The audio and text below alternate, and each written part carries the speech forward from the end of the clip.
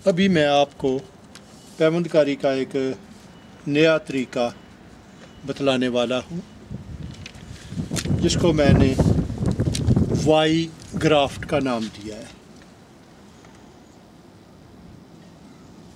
किसी भी पैवंद के लिए आपको दो चीज़ों की ज़रूरत होती है। एक दरख्त का जड़ों वाला हिस्सा जिस पे आपने पैवंद लगाना है, और दूसरा पैवंद की मतलूबा वैरायटी जिसे आप सायान कहते हैं। कोई ज़रूरी नहीं कि जो मतलूबा वैरायटी आपको मुयस्सर है उसकी शक्ल व सूरत, उसका साइज़, वो ज़रूरी नहीं कि वो सीधी हो, उसकी कोई भी शक्ल हो सकती है। तो अगर आप ये जो मैंने कागज़ पे एक शक्ल बनाई है जो इंग्लिश के हरफ वाई से काफ़ी हद तक मुशब्बह है, अगर आपके पास इस तरह की लकड़ी या सायान आपको मुयस्सर है जिसकी शक्ल इस तरह है, तो आप उसको किस तरह इस्तेमाल करेंगे। अगर दरख्त का जो हिस्सा जहाँ पे आपने पैवंद लगाना है वो काफ़ी बड़ा है, कोई दूसरा तरीका आप इस्तेमाल नहीं कर सकते, तो सबसे बेहतर ये है कि आप उसको दरख्त के उस हिस्से पे रख के तो वहाँ पे आप निशान लगा लें। उसके बाहर दरख्त के जहाँ पे आपने पैवंद लगाना है उस जगह पे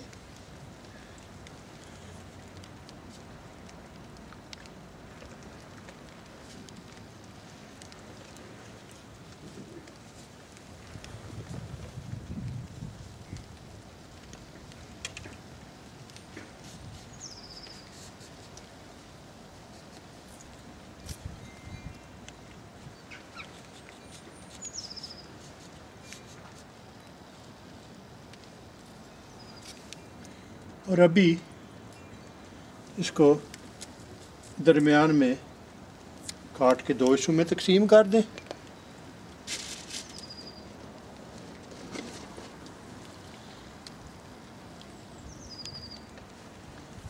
अभी चाकू या पेचकस की मदद से इस छिलके को ये आप उठा लें। अगर वो दरख्त सेहतमंद है तो उसका छिलका आसानी के साथ दरख्त के तने से जुदा हो जाएगा।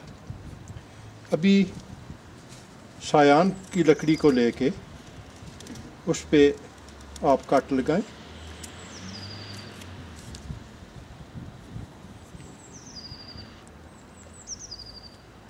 जब आप कट लगा रहे हैं तो इस बात का यकीन करें कि वो कम अज़ कम लकड़ी के दरमियान तक ज़रूर जाए। अभी ये जो कट है इसके दूसरी तरफ और कट लगा लें तो ये मज़ीद आपको कैम्बियन मिल जाएगा, जिसके साथ दरख्त के कैम्बियन ने मिलना है और इन दोनों के मिलाप से वो कामयाब होगा।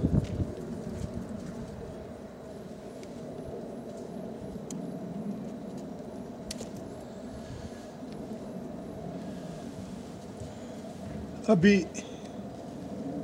दरख्त का छिलके का दरमियान में कुछ हिस्सा जो है उसको काट के तो जगह बना लें।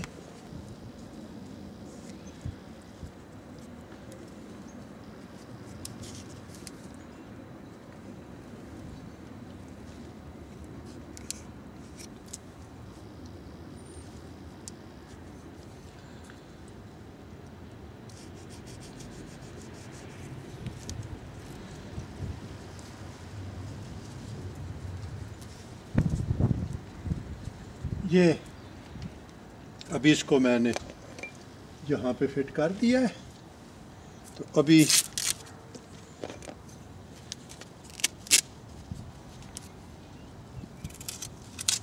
اس کو کسی پٹی سے مضبوط کرنے سے پہلے میں اس کو ٹیپ لگا کے تاکہ پٹی باندھتے وقت اس کی کسی موومنٹ یا اس کی کسی حرکت کو محدود کیا جا سکے.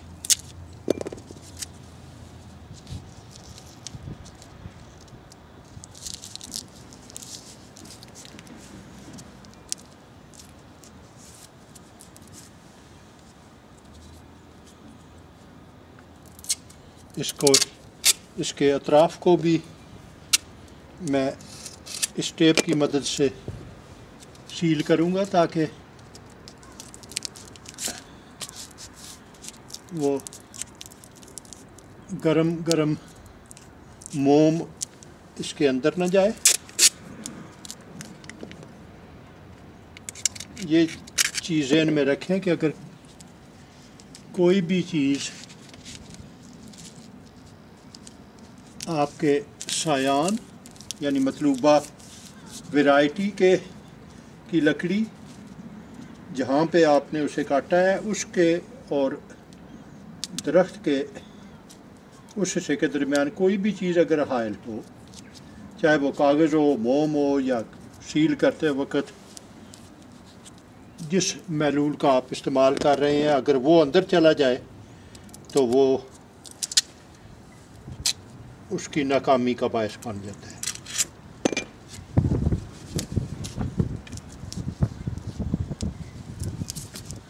تو یہ ایک اور طریقہ ہے. اس کی شکل کو ذہن میں رکھتے ہوئے اس کو میں نے وائی گرافٹ کا نام دیا ہے.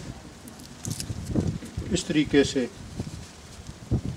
آپ درخت کو پیوند کر سکتے ہیں.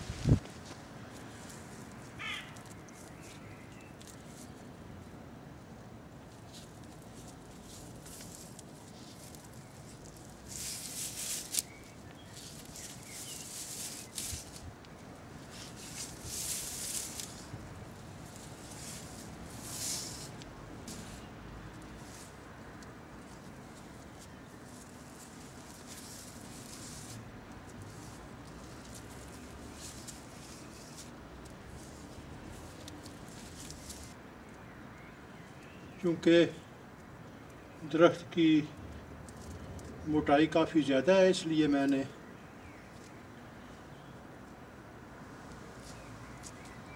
پلاسٹک ٹیپ کی بجائے رسی کا استعمال کیا ہے. ابھی میں اس کو اس محلول کا استعمال کرتے ہوئے اس کو میں سیل کرتا ہوں.